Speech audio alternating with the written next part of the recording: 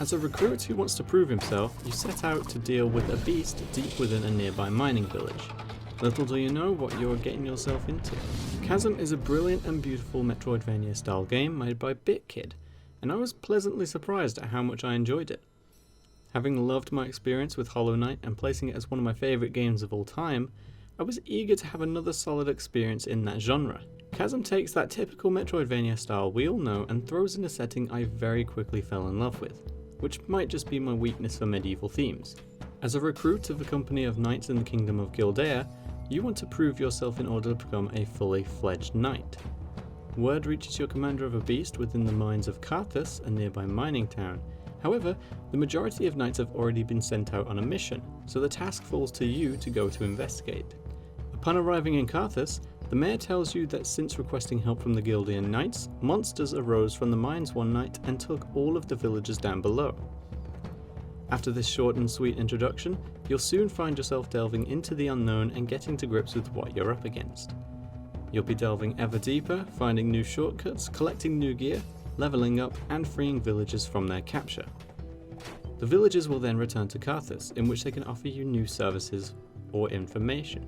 There is a detailed amount of lore in this game, both regarding the Gildean kingdom and the ancient tribes, and all of this is genuinely interesting to learn about. The biggest difference between Chasm and your typical Metroidvania style game is the dungeon itself. In Chasm, your dungeon layout is randomly generated when you start your save game for the first time. This means that your entire game will be very different from other people's. Initially, I was skeptical of this, thinking that it would take away from the quality of the experience, but I honestly don't have any complaints about it. Sure, it would always be nicer to have a handcrafted dungeon to delve into, but I think you could happily play this game 5 times over and feel like you were in a completely new and exciting dungeon. Another aspect I noticed right near the start of the game was the music.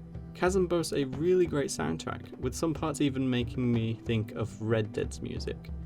It fits in at all times, and while not the most standout part of the entire experience, it really offered an immersive and exciting atmosphere. What caught my attention before I had even bought the game was the graphics. Chasm's pixelated art style is beautifully crafted and stands out to me against any other pixelated games. The colours are wonderful to look at, the effects and animations are smooth, and it altogether makes a detailed world, or mine, to explore. The style definitely does favours for Carthus itself, making it a sight for sore eyes upon returning from the depths of the mines, offering a sense of calm and serenity.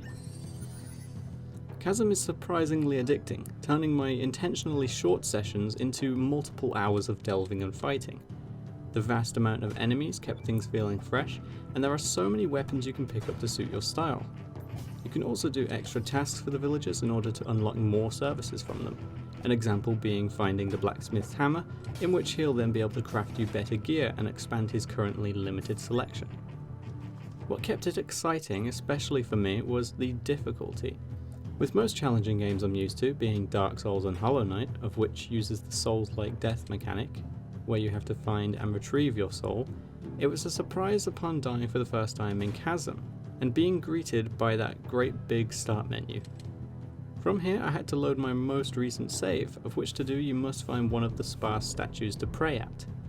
This was a realization moment for me, and from here I knew I had to be a lot more careful and cautious in my adventuring. As previously mentioned, the only real downside I experienced with this game thus far is that it would be nice to have a handcrafted experience from the developers, as this could aid the lore and exploration that extra little bit.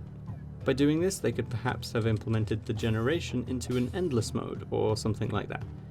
However, the way the game generates these dungeons is by no means a real problem, and with the fact that it uses seeds to generate them, you do have the option to input a seed that you got from a friend or online that you know is a good experience for a certain run.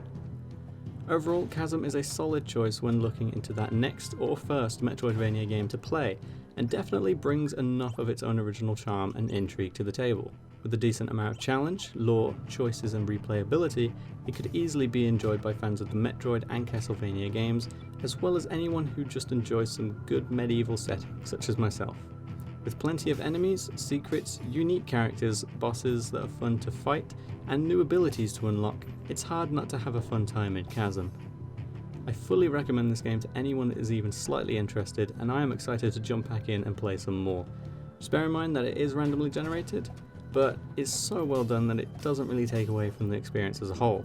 Whether the next game on your Metroidvania radar or your first, I think this game is highly accessible to anyone that wants to give it a go and is definitely worth it for the price.